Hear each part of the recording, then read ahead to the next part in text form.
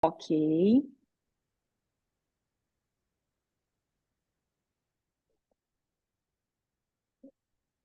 Ok, boa tarde a todos. Vamos dar início ao nosso fórum de discussão de assistência à mulher nos seus diferentes ciclos de vida. Nossa quarta edição, é o quarto ano aqui na Secretaria de Saúde do Estado de São Paulo, na Saúde da Mulher, que nós fazemos a nossa discussão a respeito de assistência à saúde da mulher, principalmente com foco em ginecologia.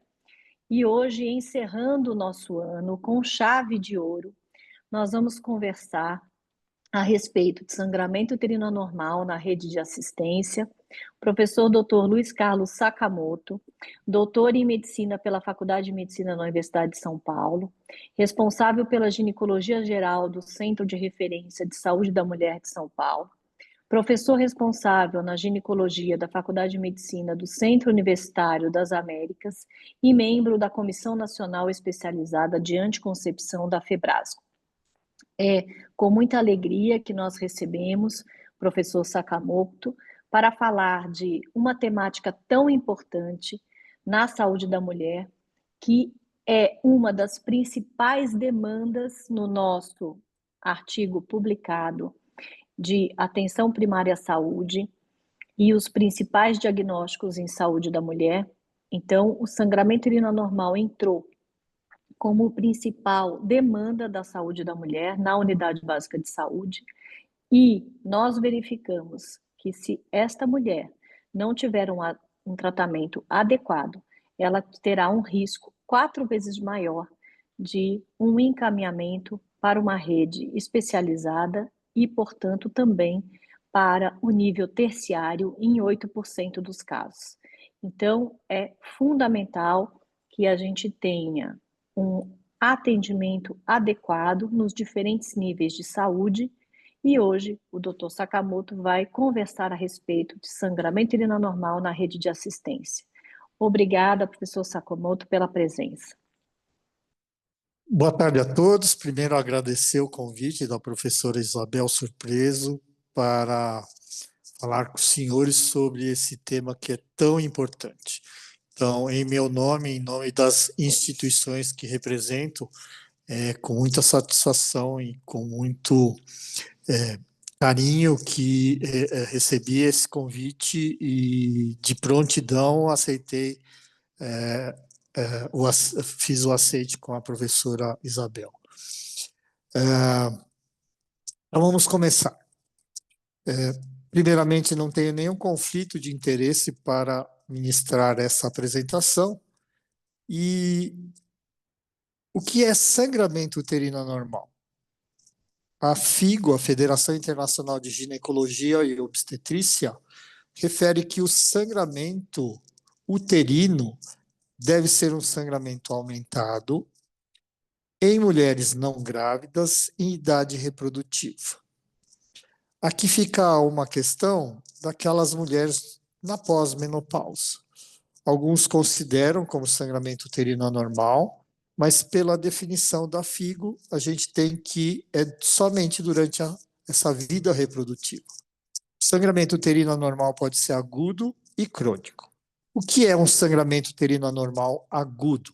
É aquele episódio de sangramento muito intenso que exige uma intervenção imediata, principalmente iniciando com tratamento clínico e, lógico, se houver a necessidade de uma terapêutica cirúrgica. O sangramento crônico, normalmente, ela tem já uma regularidade de pelo menos 6 meses de queixa. Esse sangramento, normalmente, ela é aumentada quanto ao seu volume, mas também pode ter um aumento em relação à sua duração. E a FIGO, então, ela define que o sangramento uterino anormal ela pode ser por alteração do intervalo ou da sua frequência, que pode ser considerado uma frequência normal, aquele intervalo entre 24 e 38 dias. Tudo que está abaixo de 24 dias, nós denominamos de um sangramento frequente. Todo sangramento que estiver acima de 38 dias, a gente chama de sangramento infrequente. Alguns consideram, inclusive, que acima de 38 dias, se eu tiver uma irregularidade menstrual com essas características, alguns já acham que pode ser uma situação de amenorreia. Outra condição importante é relacionada à sua duração.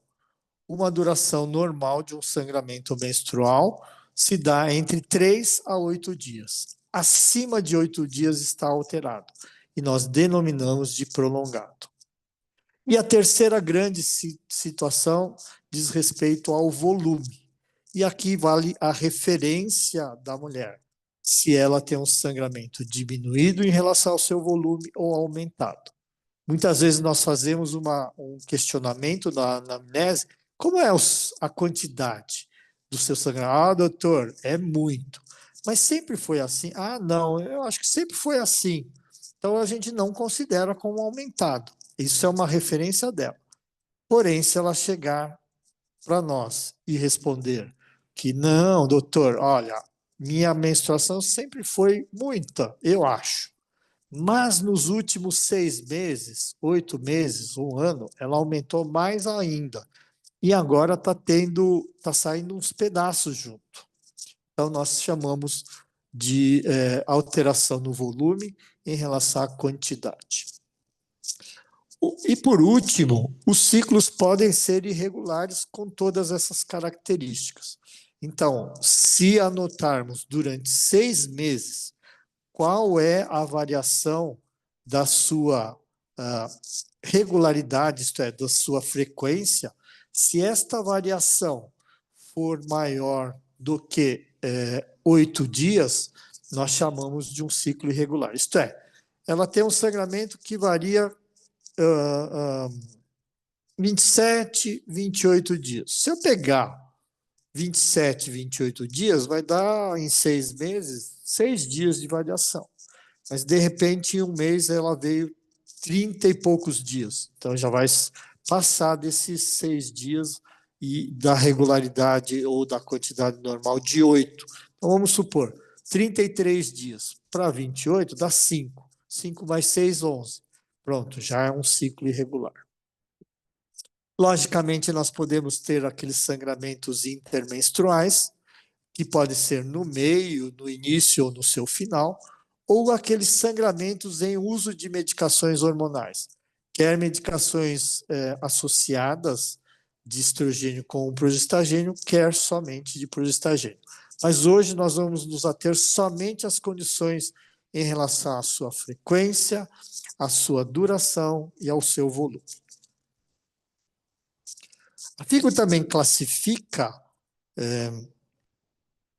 esse padrão de sangramento que tem alterado. A FIGO também classifica como 2 condições, que os senhores muito provavelmente sabem que é a classificação Palm-Cohen, o mnemônico Palm-Cohen, Palm de palma das mãos, que é o inicial de pólipos, adenomiose, leiomioma ou malignidade ou hiperplasia. E o Cohen de moeda. Então, das coagulopatias ovulatórias, causas endometriais e iatrogênicas e não classificadas, que eu vou citar em detalhes a seguir. Vamos começar com o Cohen.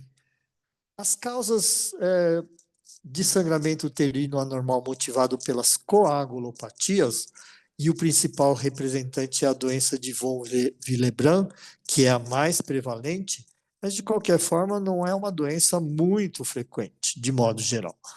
O que nós temos que esse diagnóstico normalmente se dá em uma condição mais jovem dessa mulher, muitas vezes já em crianças que possam ter uma característica hereditária, e no máximo algumas adolescentes quando começam a atividade menstrual. Então, normalmente o diagnóstico se dá numa fase bem mais precoce.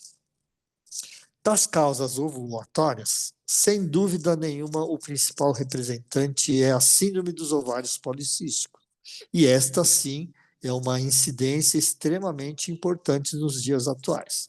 Ela é caracterizada por amenorreia, condições de hiperandrogenismo, isto é, acne e hirsutismo, e ou hiperandrogenemia, alteração dos androgênios, e aqui especificamente podendo ter alteração dos níveis de testosterona.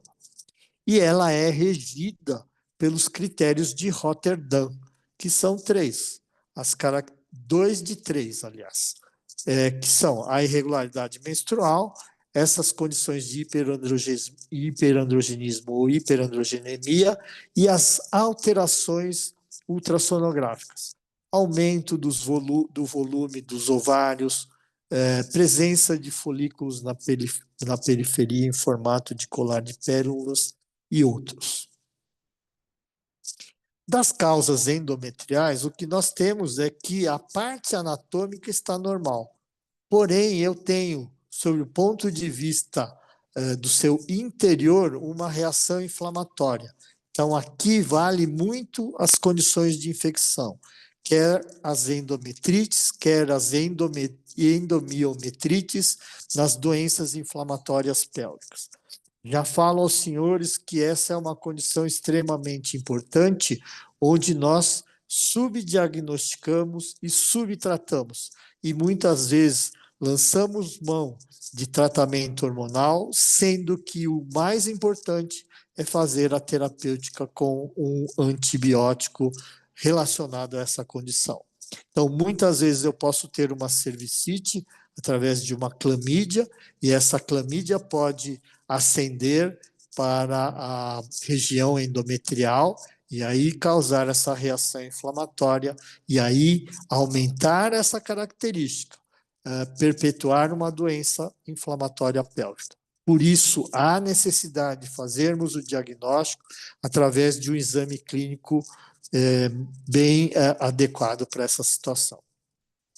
Das iatrogênicas, as principais são a utilização de hormônios, quer na pílula combinada, principalmente naquele início, onde 20% pode ter um sangramento uterino anormal, mas principalmente naquelas mulheres onde nós temos necessidades de reduzir a quantidade do estrogênio, onde muitas delas podem ter um sangramento também. E o mais frequente é na utilização da anticoncepção com progestagênios isolados. Então, pílula como o desogestrel, o implante de etonogestrel, onde nós podemos ter 20 a 30% dessas mulheres, principalmente no seu início, com um sangramento uterino anormal. A outra situação são os DIUs, quer os DIUs hormonais, Mirena e Cailina, onde 60% a 70% dos 3 a 6 primeiros meses podem ter variação, quer no seu volume, quer principalmente na duração ou na sua frequência. Aquele pinga, vai e assim por diante nesse período aí. E os DIUs não hormonais, principalmente o DIU de cobre, que é a grande maioria da nossa utilização, indicação e utilização, onde nós podemos ter, além do aumento de dor pélvica, né, cíclica, o aumento na quantidade e no número de dias desse sangramento. E, por fim, aqueles não classificados, que normalmente, de forma mais rara, são as malformações arteriovenosas, mas principalmente nos dias de hoje, a istimocele, uma bolsa que se forma motivado por uma cicatriz de parto cesáreo, onde eu tenho do endométrio essa bolsa que sai em relação ao miométrio, e ela pode se exteriorizar, inclusive, ultrapassando os níveis do perimétrio.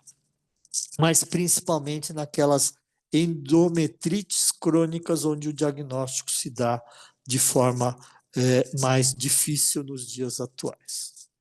Mas, sem dúvida nenhuma, são as condições estruturais, palme de lesões estruturais, que são as causas mais importantes. A primeira delas, sem dúvida nenhuma, são os pólipos endometriais. São proliferações epiteliais do estroma e glândula do endométrio. Uma grande porcentagem são mulheres assintomáticas, mas a incidência é muito variável, até por causa do diagnóstico, muitas vezes, de difícil realização, porque às vezes a ultrassonografia, por qualquer que seja o motivo, não detecta de forma adequada. E aí lançamos mão da esteroscopia, onde muitas vezes podemos até ter em serviços secundários, mas normalmente é um procedimento de alta complexidade que exige a intervenção de uma unidade de serviço terciário. A adenomiose é uma condição extremamente importante, onde nós temos o sangramento uterino anormal, mas uma característica clínica importante é a presença da dor associada. Essa dor pode ser cíclica ou acíclica, e muitas vezes o diagnóstico é somente motivo de uma paciente que fez uma esterectomia e no anátomo patológico da peça ela determinou a presença da adenomiose. Então, a adenomiose é a invasão do endométrio no miométrio.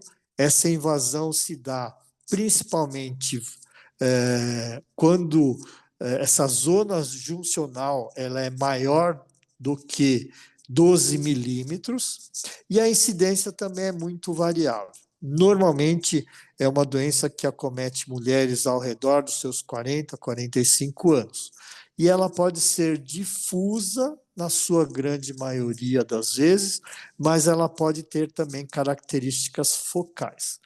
O diagnóstico hoje é mais simples. Existem trabalhos mostrando que a ultrassonografia ela pode ser um exame muito adequado. Então, as pacientes normalmente na ultrassonografia elas têm alteração, uma alteração na espessura do endométrio da parede, do miométrio da parede posterior, em relação à parede anterior. Então, a parede posterior é mais espessa, maior do que a parede anterior. Esses raios também que aparecem são linhas hipoecogênicas que aparecem na ultrassonografia, mas eu posso ter também ilhotas, né, de tecido glandular ou mesmo na parte vascular, a presença de vasos. Outra situação importante é o ecoendometrial, onde ele não tem uma característica homogênea, ela se torna heterogênea. O câncer, normalmente, nós temos no período da pós-menopausa, mas as hiperplasias e algumas adenocarcinoma, hoje, nos dias atuais, aqui no hospital, nós temos tido um aumento na incidência no período da perimenopausa, então nós devemos pensar que todo sangramento uterino anormal nesse período, ela deve ser investigada, né? Mas, sem dúvida nenhuma, a incidência maior é no período da pós-menopausa. E aí, fazemos uma biópsia com seringa de amil ou de pipele, ou mesmo simplesmente uma sondinha vesical de alívio, número 8, número 10, coloca através do colo do útero com Charron, pega uma seringa de 20 ml, faz uma pressão negativa, faz a movimentação dessa sondinha para cima e para baixo, que você pode conseguir material se você tiver indicação para tal. Mas, sem dúvida nenhuma, a esteroscopia é o melhor método, porque eu faço sobre visão direta a alteração que eu vou ter dessa lesão maligna e principalmente do local da sua biópsia.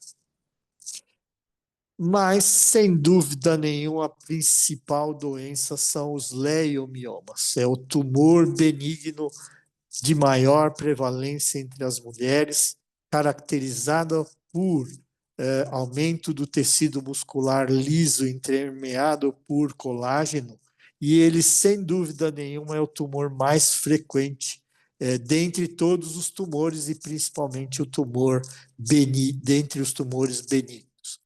Mas a prevalência de todos os tumores é o leiomioma. A literatura é muito variável em relação à sua prevalência, mas ela pode chegar até 40% de mulheres na sua idade reprodutiva. Alguns artigos mostram que essa incidência pode chegar até 60% deles. Mas a grande maioria dos casos são assintomáticos. Miomas pequenos, que são detectados muitas vezes no exame de ultrassom, muitas vezes também desnecessário. Então, o que fazer nesses casos? Nós vamos ver mais para frente, mas a grande maioria é assintomática. Se a grande maioria é assintomática, nós não devemos pesquisar sob o ponto de vista de um exame de imagem, ok? A principal faixa etária é entre 30 e os 40 anos de idade, e 30 a 40% dessas mulheres são sintomáticas. E das que são sintomáticas, um terço, aproximadamente 30% delas, tem sintomatologia grave. No último censo que nós tivemos no Brasil, se tomarmos como a população geral 212 milhões de habitantes, se considerarmos 50% sendo mulheres, dessas mulheres, 6 milhões e 300 mil delas vão ter miomas sintomáticos. Então, é uma população extremamente importante. A FIGO, desde 2011, ele classifica a localização dos miomas através de um exame de imagem. Então, de modo geral, nós temos uma localização submucosa, intramural e subserosa, que é subdividida nessa classificação da FIGO. Então, 0, 1 e 2, ela é submucosa, o 0 é pediculada, 1, ele tem uma característica maior de 50% de condição endometrial do que no miométrio, e a 2 é o inverso. Eu tenho mais de 50% ele sendo intramural do que endometrial. A 3, nós vamos ver aqui um exemplo. A 3 é esse daqui, aqui, ó, que está aqui à direita. Então, ele é intramural, mas ele trisca o endométrio. De modo geral, ele não deve causar muitos transtornos só por causa disso daí. Os miomas submucosos, nós vamos ver mais para frente, esses sim, eles são mais sintomáticos. O 4 é aquele leiomioma intramural, puramente intramural. Entre 2 e 5, ele tem característica intramural, subserosa e submucosa aqui representada, né? O 6, o 7, o 5, o 6 e o 7, ele é subseroso, né? Então, ele é pediculado no 7, o 5 ele é mais intramural do que subseroso, e o 6 ele é mais subseroso do que intramural. E 8 são aqueles chamados parasitas, quer no colo do útero, quer no ligamento largo, ligamento redondo e assim por diante. A FIGO faz essa condição de matriz diagnóstica. Então, eu tenho lá um sangramento com as características do sangramento, eu faço uma ultrassonografia e vejo aqui que é um mioma submucoso. Muitas vezes eu posso ter associação, um mioma submucoso, subseroso, por exemplo, mas uma característica de uma causa ovulatória como o ovário policístico. Ou mesmo um pólipo endometrial com um leiomioma de característica subserosa mais intramural, e assim por diante. E o que nós devemos nos preocupar em relação à assistência à saúde dos diversos níveis, principalmente, logicamente, aqui em São Paulo. A primária, representada pelos senhores, as unidades básicas, onde nós podemos ter os ginecologistas, mas hoje, de forma muito importante, nós temos os médicos da saúde da família que podem perfeitamente nos triar nesses casos aqui para segmento, né? Logicamente, a saúde mais especializada, com complexidade maior, dos níveis terciário, secundário e terciário, elas são importantes. E cabe naquelas níveis terciários aquelas terapêuticas cirúrgicas mais específicas endoscópicas, com a laparoscopia e principalmente a esteroscopia. E principalmente naqueles casos mais graves, onde nós temos o respaldo de uma UTI extremamente especializada.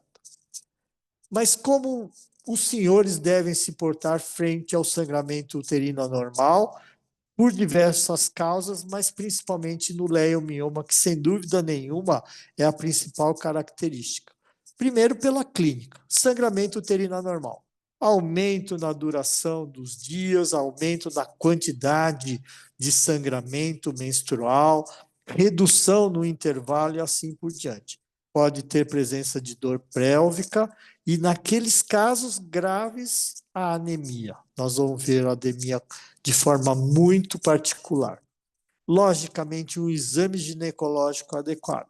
Porque se ela vem com sangramento uterino anormal discreto e eu faço um exame, sinto que é um útero aumentado, parece que tem uma nodulação, mas que não justifica esse padrão de sangramento alterado, pesquisem infecção, gente. Pesquisem infecção. Porque, de repente, eu trato a infecção, ela melhora e resolve o nosso problema, tá?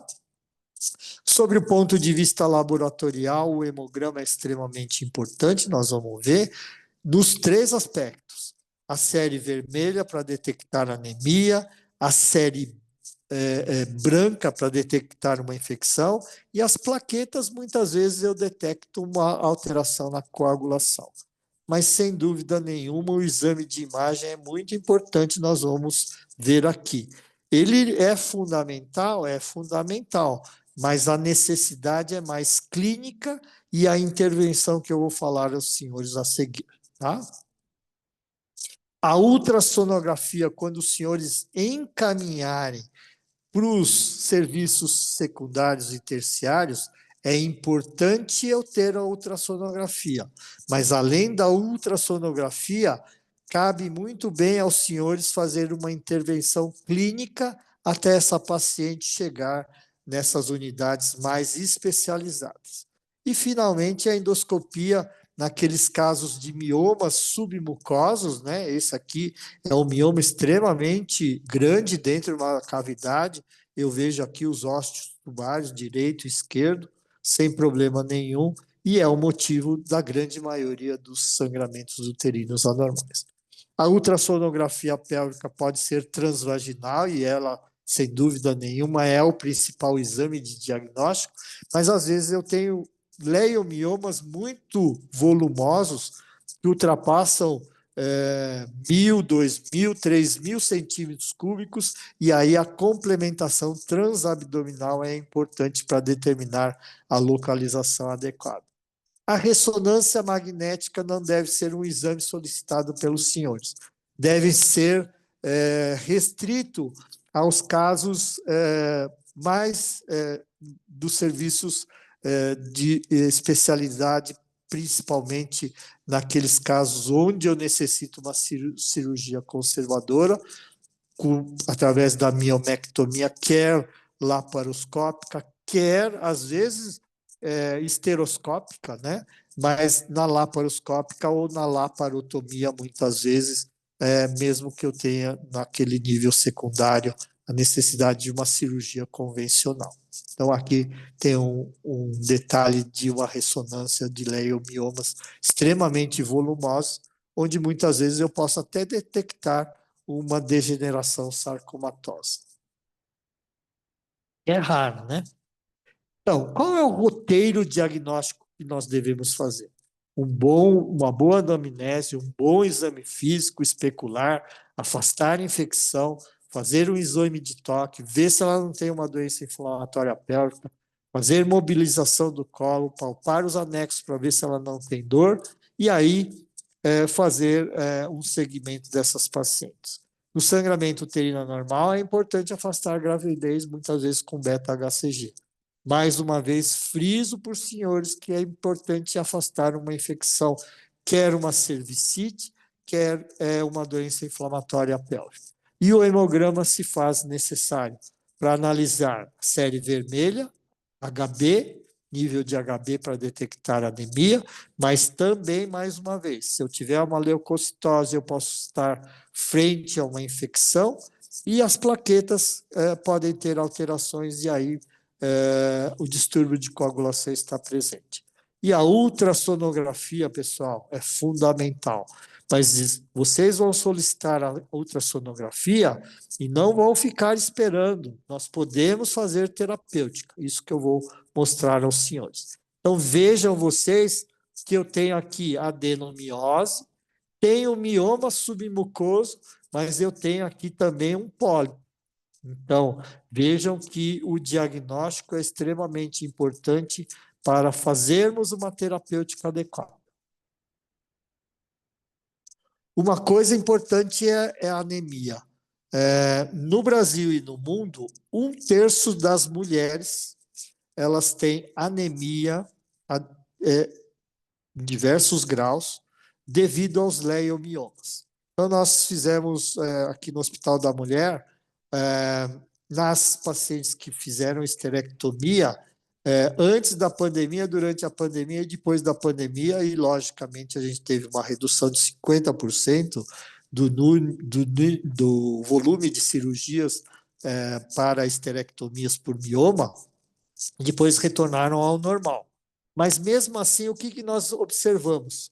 Que realmente 1/3 das pacientes tinham uma anemia, e essa anemia ela é mais severa, um risco 2 vezes maior na localização submucosa comparado com a localização intramural.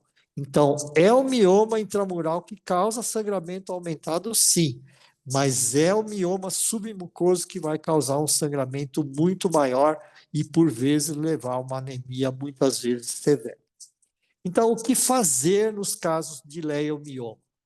Naqueles casos assintomáticos que eu examinei, muitas vezes através de um exame complementar, que às vezes eu tenho necessidade, né? Não fazer nada, observar. Mas naquela que é sintomática, eu tenho que fazer de antemão uma intervenção clínica, que eu não preciso esperar a ultrassonografia, não. Ela tem uma alteração, eu posso fazer uma terapêutica. E naqueles casos que houver necessidade de uma terapêutica cirúrgica. Logicamente, o tipo de terapêutica, e principalmente voltada para a cirurgia, depende da idade, da quantidade de filhos, do desejo reprodutivo. Isso é uma coisa extremamente importante na decisão da terapêutica. A intensidade desse sangramento e talvez possíveis doenças associadas. E quando eu faço o exame complementar, tentar localizar, principalmente naquelas cirurgias mais conservadoras, a quantidade de miomas e a sua localização. E o mais importante, gente, acho que isso daqui que eu tenho que deixar como o principal da minha apresentação. Precisa começar com uma terapêutica. Terapêutica essa pode ser não hormonal. Então, eu posso usar os anti-inflamatórios não hormonais, qualquer anti-inflamatório. Ibuprofeno, cetoprofeno, piroxicam, diclofenaco, o que os senhores tiverem no serviço de vocês. Utilizem os anti-inflamatórios não hormonais. Junto ou isolado a um antifibrinolítico, o ácido tranexâmico, o famoso Transamin. Comprimido de 250 miligramas, vocês vão dar 2 comprimidos 4 vezes ao dia.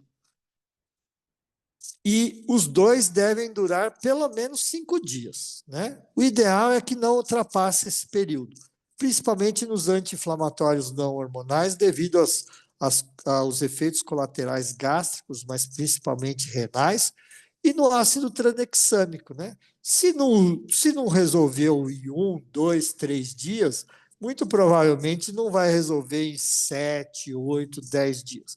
Então, de modo geral, em 5 dias a gente consegue resolver.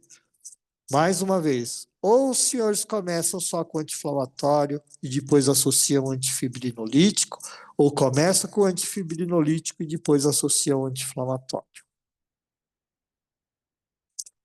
Aqueles que se sentirem adequados a utilizar, façam.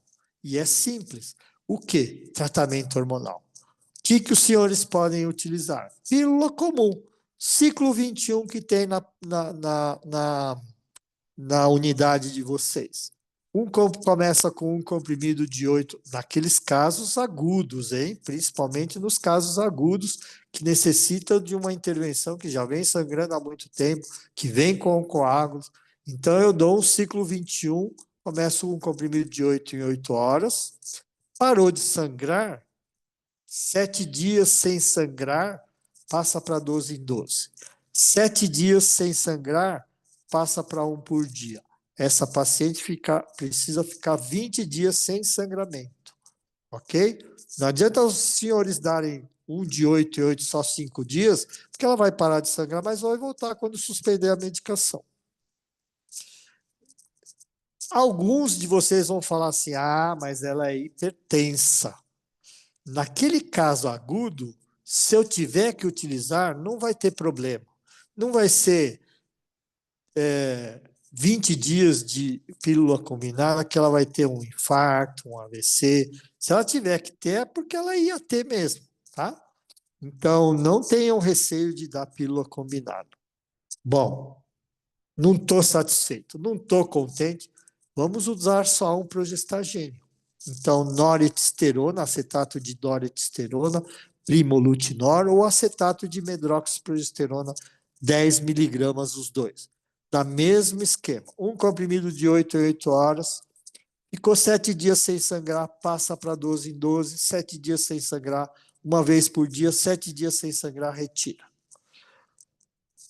Reduziu a dose de 8 em 8 para 12 em 12. Voltou a sangrar? Volta para 8 em 8.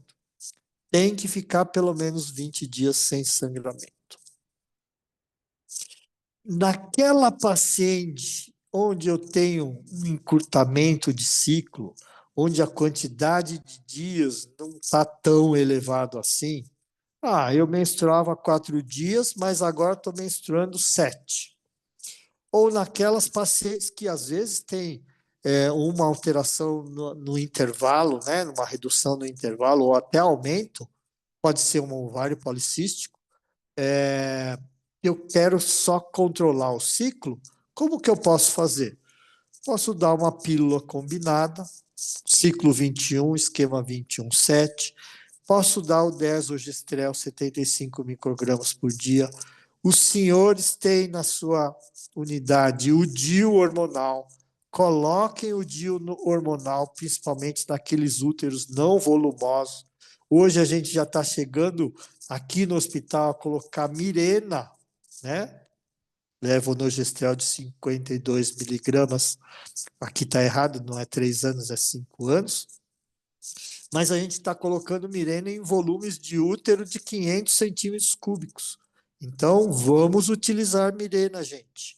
E aí eu posso utilizar naquela paciente que tem só uma irregularidade, um progestagênio na segunda fase. Norethisterona ou a medroxiprogesterona 10 miligramas, um comprimido por dia durante 10 dias, a partir do 14º, 15º dia. Ou progesterona micronizada. Os senhores também têm nas UBSs 200 miligramas de progesterona micronizada, da mesma forma. Uma coisa importante, paciente que não tem anemia é uma coisa, mas aquela que tem anemia eu tenho que intervir de forma imediata. Então, o que é anemia na mulher?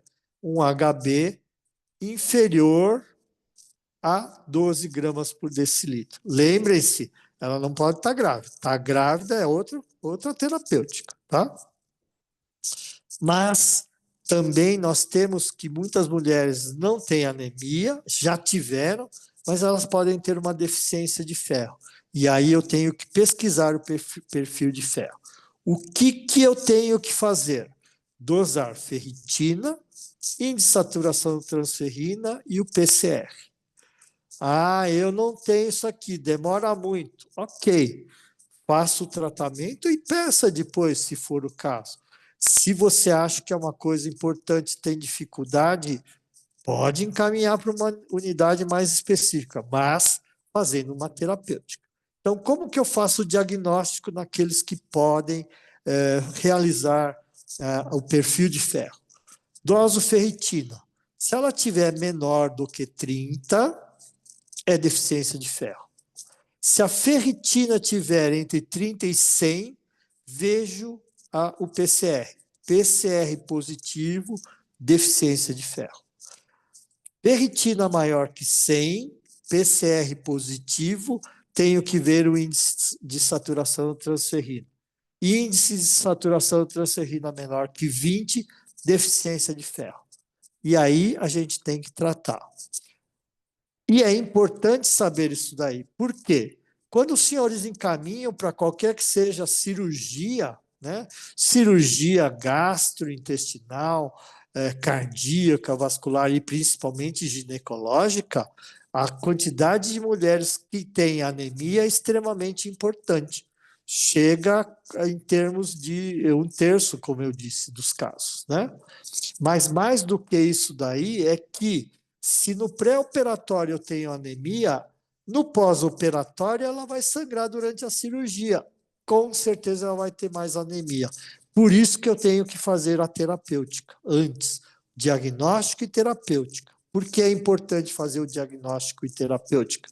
Porque quem tem anemia e vai para a cirurgia tem um risco 3 vezes maior de morrer, de levar ao óbito, 4 vezes de ter uma injúria de órgãos importantes como renal, 5 vezes de ter uma hemotransfusão, aumenta em 22% a internação hospitalar e o risco de 2 vezes maior de infecção. E nós, não somos só nós, não. O mundo também não sabe fazer o manejo de anemia e muitas vezes de deficiência de ferro.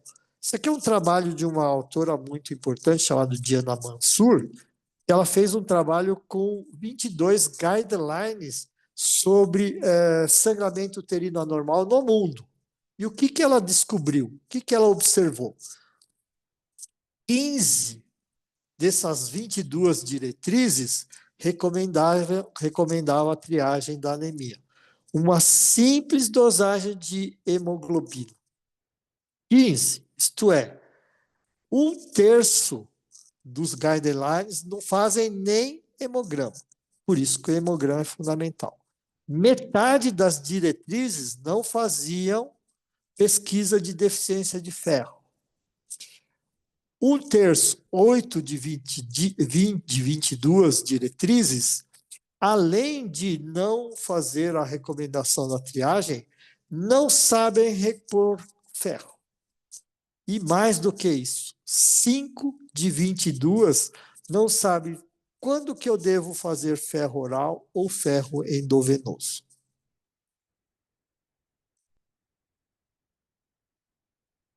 Então, só para os senhores saberem aqui, ó, as diretrizes dessas 11 diretrizes aqui, hormônio, das que utilizam. Hormônio, todos utilizam aqui, ó. É a terceira coluna aqui. Não hormonal, só metade não usa. A gente tem que usar. Ácido tranexâmico, anti-inflamatório. Ah, mas não dá certo. Dá sim. Insista que dá. Tem que fazer. Aliás, para falar que não dá, tem que testar. Se não testar, não dá para saber que dá.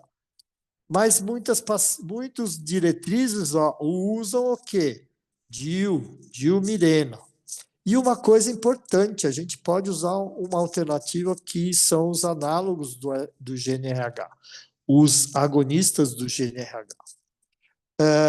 E por que a anemia e a deficiência de ferro é importante? Porque tem o PBM, que é uma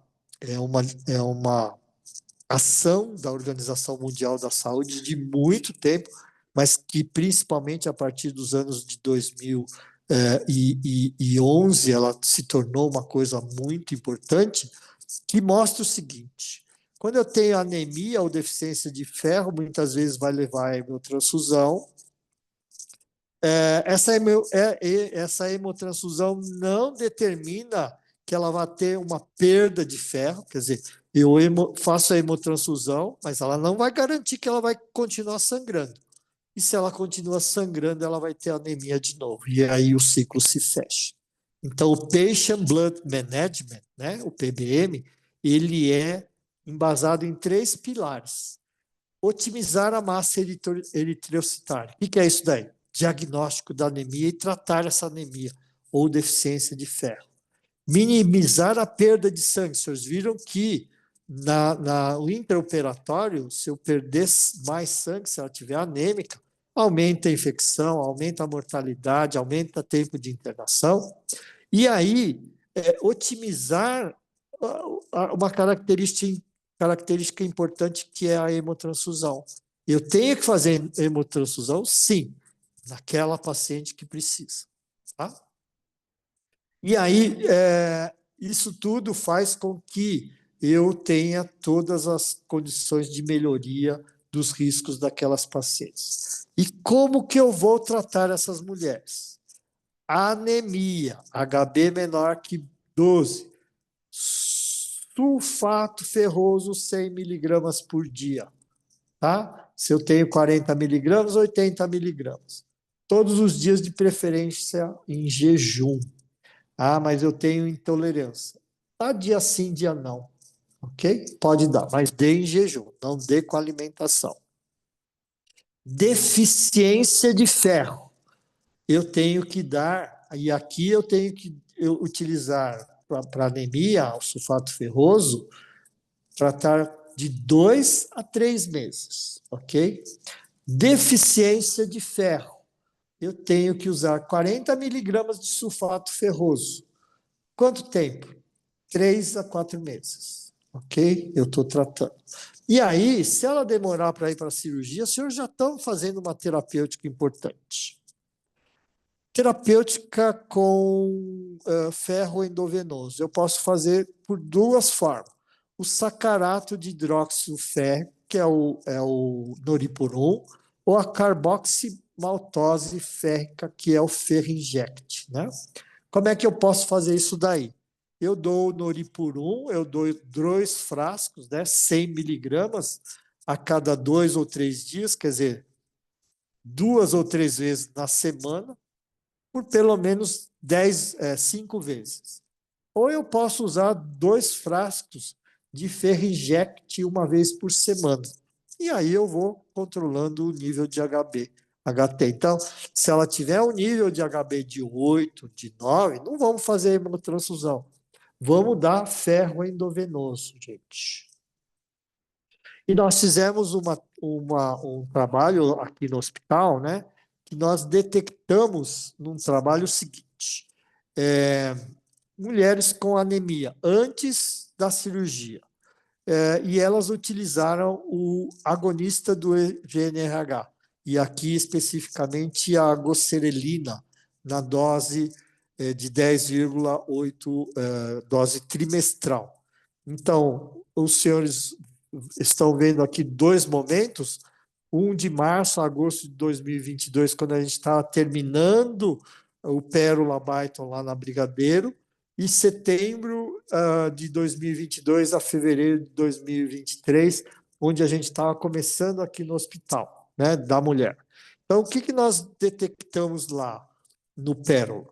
Que de 25 mulheres que tinham anemia moderada, HB menor que 10, né, de 25, nós só fizemos uma parte delas, o Zoladex.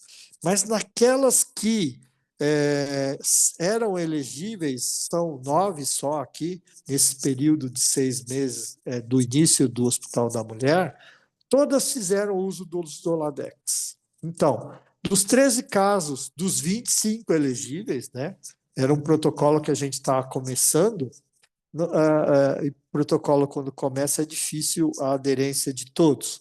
Mas, na metade dos casos que nós utilizamos, o nível de HB inicial era 8,5. Com o análogo e com ferroterapia endovenosa, que nós fizemos no Uripurum, e de 20 a 30 dias ela aumentou para 12,6. E naqueles 9 casos que nós fizemos no início, aqui no Hospital da Mulher, saiu de 8,8 para 12. Quer dizer, já foi para a cirurgia. Então, nesse período, nós fizemos o diagnóstico, ela já foi para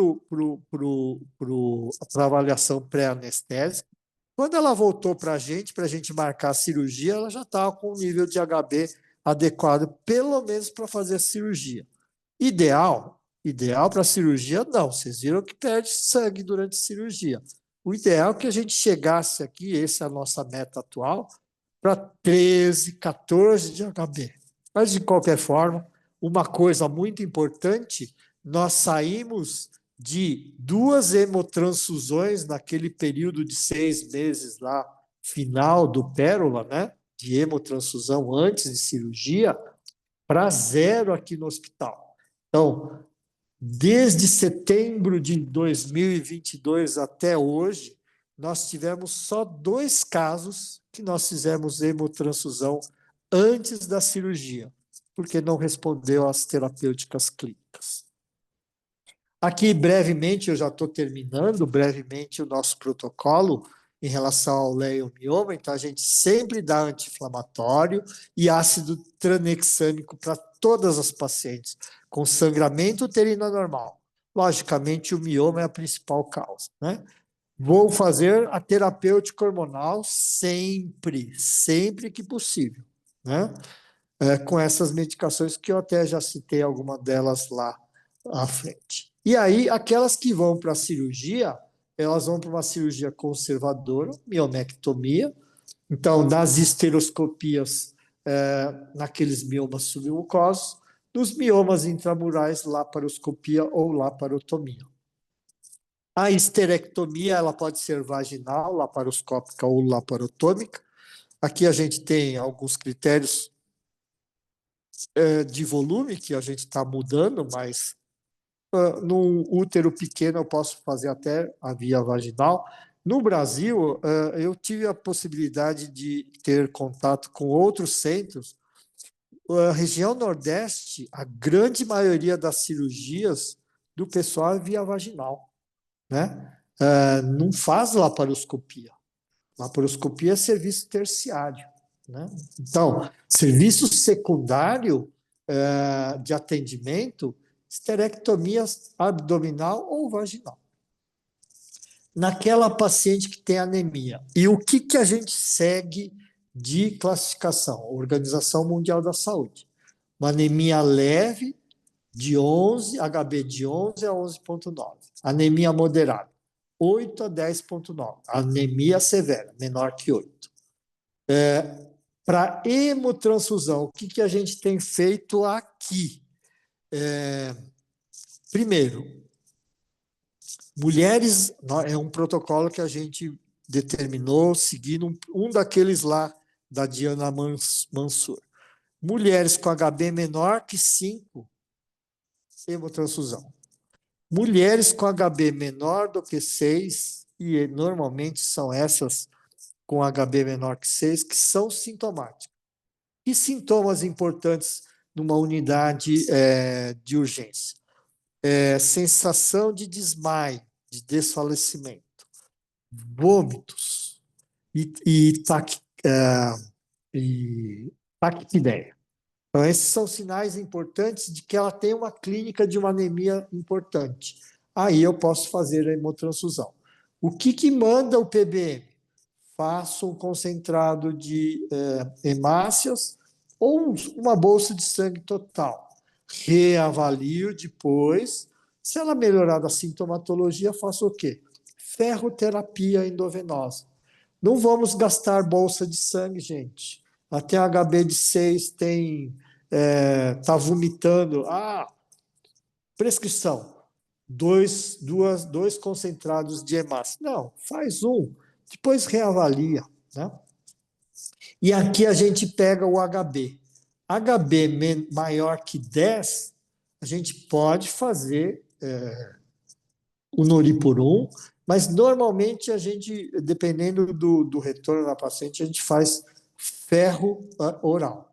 Mas naquela com HB menor que 10, a gente faz, sem dúvida nenhuma, Noripurum. Que é o que nós temos. Estamos tentando ferro inject, mas está difícil aqui. E aqui a hemotransfusão que eu falei para os senhores. E todas fazem o quê? Análogo do GNRH. E aqui a gente tem preferido a triptorelina intramuscular. Por quê? Porque ela não precisa ser condicionada em refrigeração de 2 a 8 graus centígrados, tá? E muitas vezes ela pode perder essa capacidade, a gocerelina e a leuprorelina, no transporte. Então ela está condicionada no local, na farmácia, bonitinho, mas aí a paciente tira da farmácia e vai aplicar em algum lugar. E aí ela não coloca no isopor, ou ela coloca no isopor, mas não coloca o geloxzinho. Aí pode perder a capacidade terapêutica, né? Então nós temos preferido a triptorelina intramuscular. Bom, acho que eram essas as considerações que eu tinha que falar para os senhores. Agradeço mais uma vez a oportunidade que a professora Isabel permitiu para mim para falar com os senhores de um tema extremamente importante. Acho que eu passei do horário, acho que eu falei demais aí, né, Isabel? Eu gosto de falar Não, também, Sakamoto. mas era isso que eu tinha que falar com os senhores. Professor Sakamoto, uma aula excelente, maravilhosa a respeito de sangramento uterino normal. Obrigada mais uma vez pela oportunidade de você estar aqui conosco. O professor Sakamoto falou desde conceito do sangramento uterino normal, as classificações, o diagnóstico, a propedêutica, relembrou a importância da anamnese, do exame clínico na unidade básica de saúde e da propedêutica complementar, principalmente relacionada àquela propedêutica simples, né, Sakamoto, que você falou, que é uma avaliação com relação ao quadro hemodinâmico da paciente e uma avaliação com relação até de prover o diagnóstico também definitivo, né, Sakamoto? Porque muitas dessas mulheres estão com o sangramento não normal e não têm o diagnóstico definitivo, né? Perfeito. E eu gostaria de lembrar também, dentro dessa propedêutica, Sakamoto, a importância aqui dos profissionais que nos ouvem, que não é só da unidade básica do Sakamoto. Aqui nós temos as articuladoras da saúde da mulher do estado de São Paulo, nas diferentes DRSs. E lembrar também do nosso coordenador, professor Edmundo Chada Baracá, que permite aqui que eu faça esse matriciamento todo mês, e da colaboração das nossas coordenadoras, a Marisa Lima, e todos os profissionais da saúde da mulher que atuam aqui no estado de São Paulo. Mas também de colocar nessa propedêutica, Sakamoto, a coleta do Papa Nicolau. Perfeito. Eu falo que eu quero ficar muito brava. Eu falo que eu quero morrer, viu, Sakamoto? Quando chega um sangramento uterino anormal e vem, às vezes, ou um profissional, ou um residente, às vezes, informação, ele fala, não, a gente não examinou porque estava sangrando. Então, assim, tem que colocar o espéculo, tem que examinar esse sangramento, tem que olhar, tem que avaliar, tem que verificar, e Porque tem que essa fazer. queixa, Exato. ela veio pelo sangramento, eu tenho que examinar o sangramento. E tem que fazer, assim que oportunamente, uma citologia oncótica também, né? Perfeito. Além disso, acho muito importante que você citou que é um diagnóstico pouco falado, que são as endometrites, que a gente até falava das endometrites assépticas, né, Sakamoto, mas que a gente sabe que tem ali uma clamídia que acendeu, né? Então, é muito importante, às vezes, a gente tratar esse sangramentozinho, às vezes intermitente, recorrente, né? Que às vezes até tá associado a uma sinusorragia, né? A um sangramento ali pós-coito. Perfeito. Você, Sakamoto, lembrou também de uma coisa muito importante, que é a hiperplasia na perimenopausa, a exclusão do câncer de endométrio. Então, nós sabemos que a mulher, muitas vezes, obviamente que está naquele borderline, né, Sakamoto, do sangramento de pós-menopausa e do sangramento da perimenopausa. Mas eu falo, gente, fiquem atentos para aquele sangramento de difícil controle clínico da perimenopausa. A mulher com fator de risco, obesidade, sobrepeso. 30% das nossas mulheres aqui no HC têm comorbidades e são sobrepeso ou obesidade. Então, olha só o risco do câncer de endométrio. E essas mulheres, às vezes, Sakamoto, ficam esperando esteroscopia. Gente, o diagnóstico é um aspirado. Ah, mas tem acurácia ruim. Mas se vier positivo, você tira a paciente de uma fila, que às vezes demora de 8 a 12 meses. Então, fazer uma avaliação endometrial é fundamental nesses casos. Então, obrigada de Bombinha se de lembrar. vesical de alívio, né? Não tenho a Não, seringa grandona de 60 ml, as cânulas flexíveis. Sondinha vesical 8, número 10 é bárbaro. Viu? 10 aspira qualquer coisa. isso mesmo, Sakamoto. E aquela seringuinha de 20 para fazer Isso, aquela pressão negativa isso. e resolve, eu falo que Resolve, resolve o problema da paciente. resolve. E você falou da terapêutica hormonal e não hormonal, e eu gostaria de também deixar aqui uma lembrança que nós tivemos nessa Sakamoto na Conitec, né, agora, a aprovação do dispositivo intrauterino liberador de levonorgestrel com 52 miligramas. Eu sei que ele veio especificamente para tratamento de endometriose, mas nós sabemos que ele é liberado em mais de 100 países. Ele é nível de evidência A para tratamento de sangramento uterino anormal. E, portanto, ele é também em bula, né? Também ele vem descrito lá em bula para tratamento de sangramento uterino anormal. Então, para que nós possamos nos articular, para que nós possamos ter esse insumo nos nossos hospitais, porque quando você citou, Sakamoto, que a gente tem o Mirena, mas como aqui a gente está para o estado de São Paulo, aqui na cidade de São Paulo nós temos o Mirena, viu, gente? A gente tem o protocolo da prefeitura desde 2018. Foi esse protocolo que o professor Sakamoto citou. Agora, no estado, a gente também vai ter, né, Sakamoto? Vamos lutar Tem. por isso, porque vem pela Conitec agora, né? E é fundamental aí no controle do sangramento uterino anormal. E aí, o professor Sakamoto, ele falou uma coisa muito importante, que é o tratamento e o manejo desse sangramento da anemia, mas eu acho que ele deixou muito claramente a importância de induzir a amenorreia. Então, você que está lá, na unidade básica de saúde, que está nos ouvindo, está nas DRS, às vezes essa paciente nessa Sakamoto está na fila aguardando uma esterectomia ou aguardando uma miomectomia, né? E o que fazer para essa mulher que está aguardando, né, Sakamoto? Então, assim, tem que fazer o tratamento da anemia, porque isso dá absenteísmo no trabalho. Essas mulheres acabam, são pacientes, né, Sakamoto, geralmente de 35 a 47 anos, né, que estão aí, né, também nas suas vidas profissionais, no auge das suas vidas profissionais, sangrando, faltando, né, no trabalho, tendo uma repercussão econômica desse sangramento também. Então, assim, gente, induzir a amenorreia. E o professor Sakamoto colocou lá tanto no tratamento não hormonal quanto no tratamento hormonal. E da gosserelina, Sakamoto, eu queria deixar aqui para o pessoal que nos ouviu, você citou do seu protocolo, mas a gosserelina, ela também tem no LME, que o Tem, preenchimento é online, né, Sakamoto? tem. Então, assim, coloquem lá LME, gente, né? Que são os medicamentos aí de alto custo.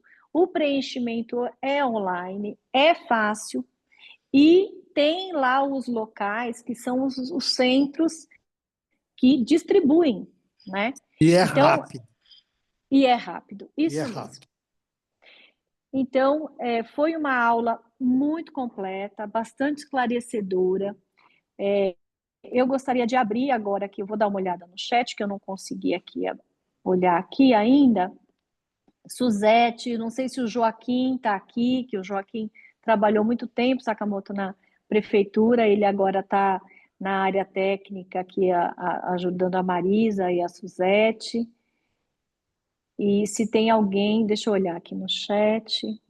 Doutora, Excelente aula, maravilhosa aula. O pessoal todo agradecendo aqui, Sakamoto. Obrigado, Pode falar, obrigado. Suzete. o doutor Joaquim está aqui junto conosco também. Eu ia perguntar sobre o tempo, que eu vi na aula que estava 3 anos, o DIU, e agora É tinham falado 5. que é 5 ou Não, não. provável vai aumentar para 8. Não, é 5. Aquilo foi um erro, eu até comentei na hora lá. É 5 anos. O Mirena é 5 anos. O 8 é só para anticoncepção. Tá? Então, o Mirena, 8 anos é só anticoncepção. Vou tratar o sangramento uterino normal, 5 anos de Mirena. Vou fazer terapêutica hormonal, 5 anos no Mirena. Entendi. Muito Ok? obrigada. Ok. Muito bem lembrado. A, Oi, Marisa, você está aí? Quer falar com o doutor Sakamoto? A Marisa lembrou aqui da portaria conjunta de 31 de outubro de 2017 sobre o leiomioma. Ok. E Em aqui tem uma cima pergunta também, mas não tinha mudado para 7 anos o Mirena? Não, então vamos repetir de novo. Então, o professor Sakamoto colocou lá, Débora. Professor Sakamoto, a Débora Pereira perguntou de novo a respeito do Mirena. Você quer repetir de novo, por favor? Então, essa mudança já ocorreu esse ano aqui no Brasil. A Anvisa já acatou essa situação, que foi aprovado pelo FDA americano, onde o Mirena ele está estendido para anticoncepção para 8 anos. O Mirena para 8 anos. Todas as outras indicações do Mirena, endometriose, terapêutica hormonal do climatério e pós-menopausa, mioma, adenomiose, 5 anos. Cailina só anticoncepção, 5 anos. Obrigada, Sakamoto. Marisa, pode falar, Marisa. eu aqui comentando com a Suzete que o Kailina aumentou então o tempo para contracepção, né? Não, assim, gente, Mirena, e- Não, só o Mirena, não, só Marisa. Mirena. mas Só o a Mirena. contracepção, Kailina continua 5 anos. 5 anos, tá? Não, obrigada. Obrigada, doutor Sakamoto, assim, maravilhoso. Eu até olhei aqui as OCIs, né? Que a gente tem duas OCIs que foram publicadas, né? Uma OCI para o procedimento pro SUA e uma outra OCI para endometriose, né? E que eu estava aqui pensando e nas OCIs e no quanto é importante que esses serviços estejam preparados, né, para fazer essa avaliação diagnóstica, para conduzir adequadamente esses casos, até porque nesse programa, no programa das OCI, você tem 60 dias para encaminhar e resolver o caso, né? E então eu estava aqui pensando no quanto foi importante sua aula para a gente poder entender também esta dinâmica para aplicar, de certa forma, nas OCIs, né? Apesar de estar meio vago, né, Isabel? Como eu fico É, imaginando como é que os médicos que é, estão trabalhando nesse esquema, mas que a gente precisa Sakamoto, fazer na uma verdade, linha de cuidado, né? essa iniciativa, Sakamoto, minha de te chamar, e também que a Marisa está falando, e o professor Baracá também, porque como veio as OCIs, né, e veio junto essa aprovação da Conitec, né, do Mirena, então eu acho que é uma grande oportunidade para a gente estar construindo uma linha de cuidado aqui no estado de São Paulo, né, de sangramento uterino normal. Então, com certeza, Sakamoto, eu vou te chamar outras vezes, né, para a Com gente, todo de prazer. repente, né, porque a gente precisa criar uma linha, né, e a gente precisa uniformizar, né, um pouco, né, uniformizar e tentar reduzir esse tempo também, porque de tratamento dessas mulheres, né? Porque muitas mulheres, às vezes, elas ainda chegam pensando, eu quero a esterectomia, eu quero, né, retirar.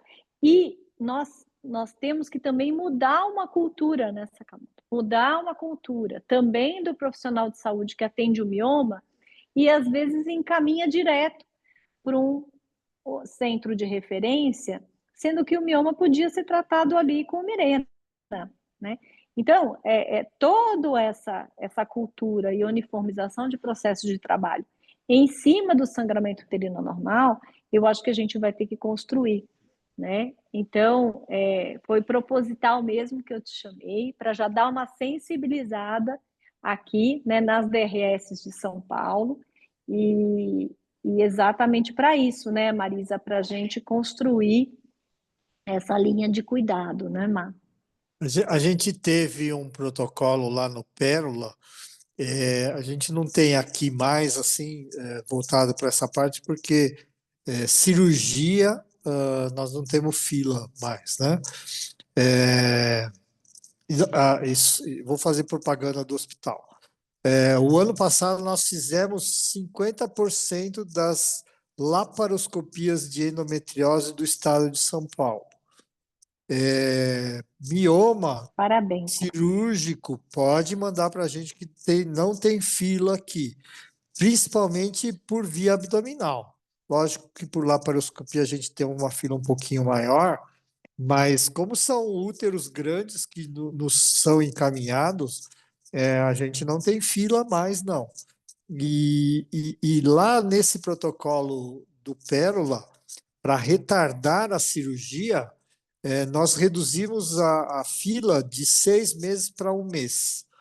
O professor Rogério Bonassi, lá em Jundiaí, ele fez um trabalho em mulheres com Mirena e sangramento uterino anormal e mioma. 50% delas não queriam mais operar a curto prazo, no retorno precoce. Então, Exatamente. vamos utilizar sim o Mirena para essas terapêuticas. E a gente ganha tempo, né? Ah, vai operar, não tem jeito, tem que operar. Mas a gente ganha tempo, a gente trata a anemia dela, a gente melhora a dor pélvica dela, a gente trata a infecção dela. É isso mesmo. Marisa, a Suzete está falando aqui que melhora a qualidade de vida também. É isso mesmo, Suzete. Perfeito. Muito bem. Toda essa Marisa, questão, não, é essa questão que a gente até fica, né, angustiada, porque a gente entende, né, que a questão aí da endometriose é séria, mas quando a gente olha os números do sangramento uterino normal, é de chorar, né? Quer dizer, e a gente sabe como é que funciona na unidade básica, né? Quantas mulheres não chegam sangrando e sangra, e aí é o que a Isabel falou, né? Poxa, você vai trabalhar porque você tem que trabalhar, mas super incomodada, porque aquele sangramento não para. E eu não tenho certeza, mas Transamin tem na unidade básica? não, não. Então, não tem, e é um negócio que, assim, não é um medicamento barato, né? Então, é duro, viu? Eu acho. Eu não sei, né? É que eu acho que é pela faixa etária, você acaba puxando um pouco a sardinha, né, para o seu lado, mas eu acho que vamos dizer assim, em termos epidemiológicos, é muito maior e pior do Sem que, dúvida. né, a endometriose, sei lá. Joaquim quer falar? Tem alguém, é isso, é o Joaquim que está com a mão. Isso. Em primeiro lugar, quero agradecer ao professor Sakamoto, não é? Como a doutora Isabel falou, trabalhei muitos anos na saúde da mulher do município, muito em contato também com a atenção primária. Eu vou pedir, pelo amor de Deus, essa aula é gravada, né, Su? No YouTube, passem para os médicos generalistas, tá? Porque o que a gente via na rede são médicos que não estavam muito capacitados, né? Eles faziam um tratamento principalmente na perimenopausa, um pouco antes, um pouco depois, e eles encaravam sempre como climatério, colocavam Implanon e obrigava no bom sentido, quando eu falo obrigar no bom sentido, de ter um diagnóstico antes, como a doutora Isabel falou, uma hiperplasia, avaliação desse endométrio. Então a gente vê que alguns têm muitas dificuldades e também muitos já faziam a terapêutica hormonal com Implanon com diagnóstico errado por falta de capacitação, né? Então acho que essas aulas são de super importância.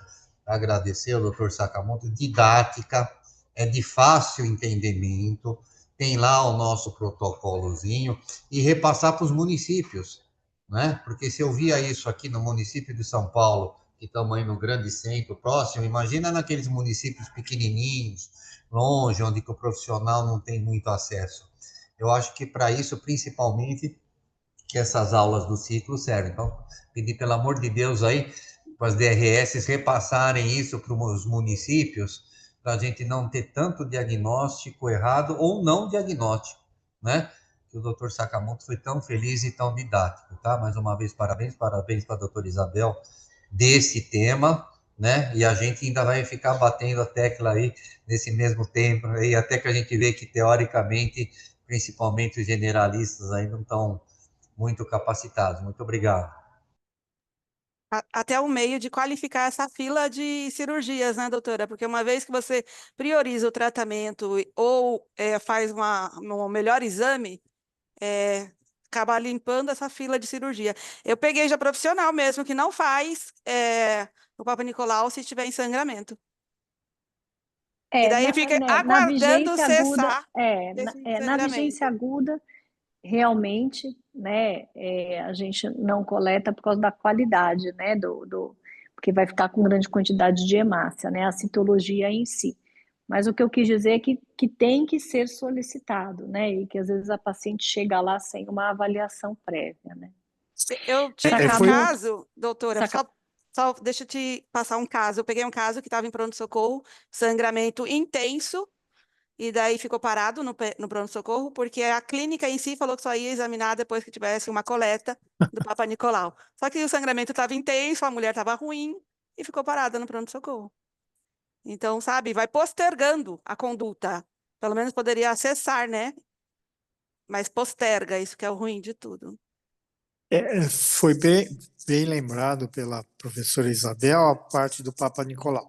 Eu não coloquei de propósito, porque aqui a gente está mudando a citologia, né? Está tendo essa mudança no Brasil e aqui no hospital a gente está mudando. E eu não sei direito como é que está o nosso fluxo em termos da citologia, principalmente agora com essa nova coleta de PCR aí, né? Então, eu não coloquei aí, mas enquanto nisso, eu sei que já mudou, mas eu não sei, foi agora recentemente aqui. Mas é fundamental, sem dúvida, ainda a gente vai ter essa parte da citologia, né? Não tem jeito. Bom, Só professor Sakamoto, eu gostaria de... Mais alguém? né, Já só para. lembrando, é que nós temos 4 minutinhos. Vamos lá. Não, então tá.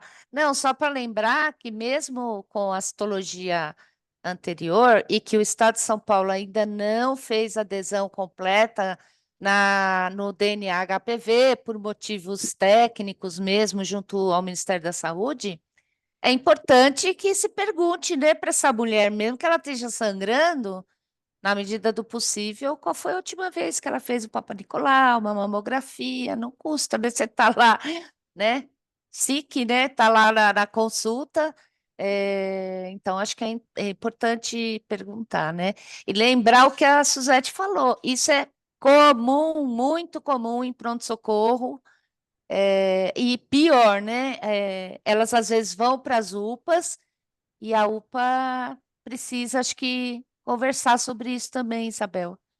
A gente está tendo muito caso de ginecológica em UPA, e aí não tem ginecologista em UPA, e o médico, o médico de urgência precisa, de certa forma, pelo menos ter uma ideia de como ele pode tratar isso, né? Pelo menos para parar de sangrar, né? Pronto, mais um tema, né, Sakamoto, para a gente trazer aqui ano que vem. Sim,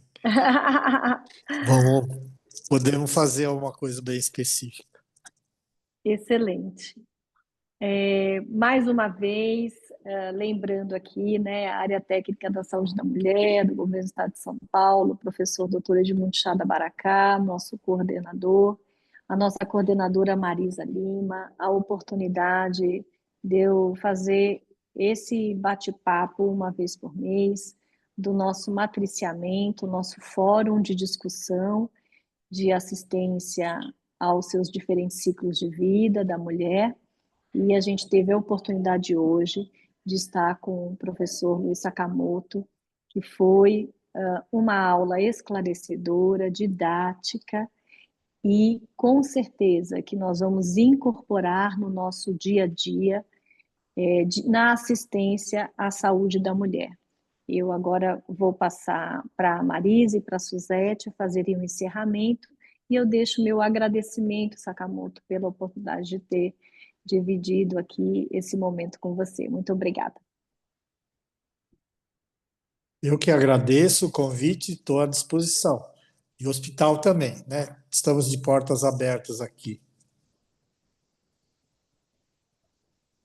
Muito obrigada, professor. Com certeza já está nas nossas caixinhas aqui para poder ter vários outros convites, né, professora? E vamos iniciar nosso ano solicitando até os DRS as sugestões de futuras webs, futuros fóruns, para a gente trazer para discussão. A gente encerra este último ciclo do ano e eu desejo a todos uma boa passagem de ano e um Feliz Natal também. Boas festas a todos e um Feliz Natal. E ano que vem retornaremos em fevereiro, na nossa segunda semana de fevereiro. Obrigada. Boas festas a todos. Obrigado. Obrigada.